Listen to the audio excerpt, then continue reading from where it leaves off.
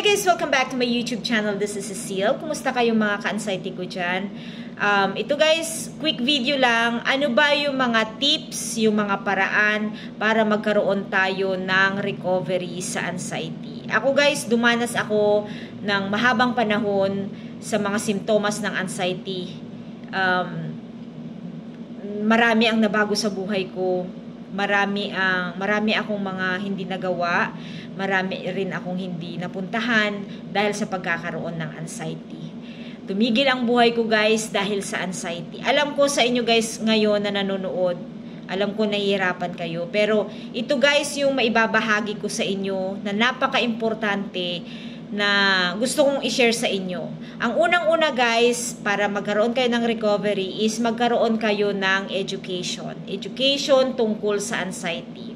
Kailangan guys, meron tayong proper education tungkol sa anxiety. Kasi doon magsisimula yung base natin para maintindihan natin kung ano yung sistema ng anxiety. The more na nauunawaan mo yung anxiety, the more knowledge na malalaman mo tungkol sa anxiety, the more na mapapabilis yung recovery mo. From there, magkakaroon ka ng less fears, ng takot. Yung takot mo, mababawasan at unti-unting mawawala. Ganun guys, ang sistema ng anxiety. Una dyan guys, education. Maraming mga YouTuber guys, na kagaya ko din. Marami din ang mga group page na sumusuporta sa anxiety and depression. Merong mga psychiatrists, kung ma-afford ninyo or talagang matindi yung anxiety ninyo, pwede kayong magpa-konsulta sa psychiatrist. Pero napakahalaga guys na maunawaan natin talaga kung ano talaga yung anxiety. So, make it sure guys na meron kayong guidance from other people also na nakaranas ng anxiety. Makinig kayo sa mga tunay na nakaranas ng anxiety symptoms. Magbasa kayo, makinig kayo sa mga positibong mga pamamaraan nila para ma-educate kayo sa inyong, para magkaroon tayo or kayo ng recovery. And then pangalawa guys is paulit-ulit kong sinasabi yung pangalawa, acceptance. Acceptance ng anxiety ay napakahalaga guys. Kasi ako noon, nung una ko sa anxiety, hindi ko matanggap kasi sobrang hirap na yung dinanas ko. Sobrang intense yung binigay sa akin ng anxiety. Kaya napakahalaga guys na ma-accept ninyo kung ano talaga yung anxiety. Once na na-accept ninyo guys, unti-unti kayong bibigyan ng chance para makarecover. Hindi siya madali guys, it's a process. Paulit-ulit kong sinasabi guys, it's a process. Hindi rin siya quick. May process yan guys, depende kung paano mo i-manage yung anxiety. Napakahalaga guys na i-accept ninyo. Acceptance is very important for you to recover. And then pangatlo yung recognize. You have to recognize kung nasa ang level ka na ng recovery. Kung ano yung nararanasan mo ngayon, nasa ang kategorya ka ba, nasa setbacks or nasa stage ka pa ba ng umulit ka ulit. Kasi ang anxiety guys, minsan okay ka.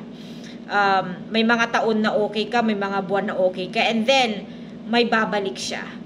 Hindi mo siya alam, kahit hindi ka anxious, magkakaroon ka ng simptomas. May mga anxious ka naman, na stress ka, babalik yung simptomas. May mga hindi rin, pero bumabalik ang simptomas ng anxiety. So make it sure na mare-recognize mo kung ano yung kategorya mo doon. So pagdating mo doon sa stage na kahit umulit ka pa, alam mo na kung ano yung gagawin mo the next time. So very very important guys, yung tatlong yun, yung education, acceptance, and then recognize kung anong level ka na ng anxiety. Kasi from there guys, mauunawaan mo kung anong nangyayari na sa katawan mo, sa mga physical symptoms na nararanasan mo. Ang napakahalaga guys ng tip na to, kasi ito guys, ginamit ko siya talaga sa pagkakaroon ng recovery sa anxiety. Kasi kung hindi ko siya ginawa ng paraan noon guys, nasa malalang stage pa talaga ako.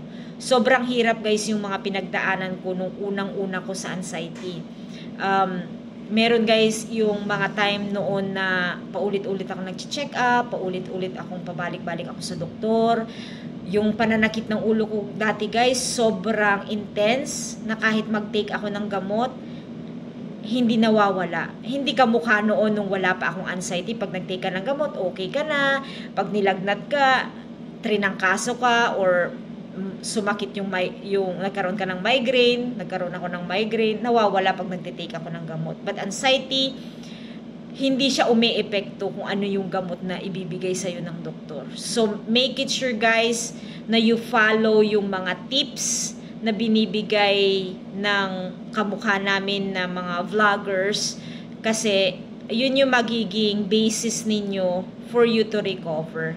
Ito guys yung guidance ko na ginamit ko. Maaaring din ninyong gawin kung applicable sa inyo. Pero very, very important guys talaga yung sinabi ko, yung education, yung acceptance, at yung recognize. Ma-recognize nyo kung ano yung nangyayari sa inyo.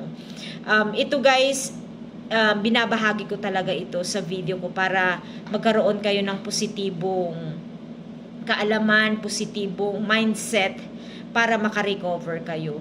It's very, very important guys na unawain natin yung anxiety. Yung cycle ng anxiety guys, na kahit na minsan guys, kasi ang ginagawa natin, minsan nag-walking tayo, nag-exercise tayo, pero bakit pag minsan hindi natatanggal? Hindi pa matanggal yung anxiety.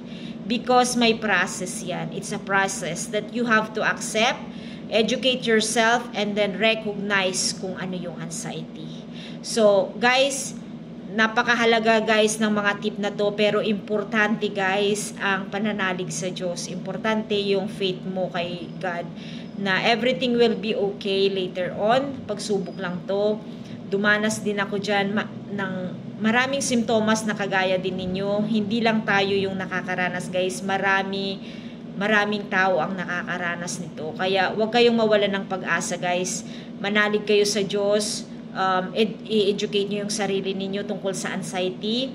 And kailangan maging matatag tayo. Maging matatag kayo sa pagsubok na dinaraanan natin. Kasi minsan guys, binibigyan din tayo ni Lord ng way para magkaroon tayo ng parang relax time na mahalin muna natin yung sarili natin bago ang ibang tao.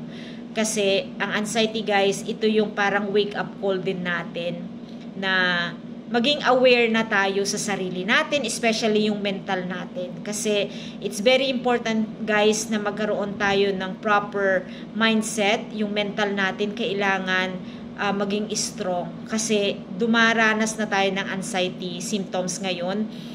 Dumaranas tayo ng matinding pagsubok. Kaya napakahalaga guys na mahalin natin yung sarili din natin. Magkaroon tayo ng pananalig sa Diyos, yung faith natin kay Lord. At magkaroon tayo ng mga pamamaraan kung paano natin ma-overcome yung anxiety. To overcome guys is you have to first is educate yourself, and then acceptance, and then recognize kung ano yung anxiety. Ito guys is a quick video, and I hope nakatulong ako sa inyo ngayon. And salamat guys sa pakikinig, and I'll see you on my next video. Bye!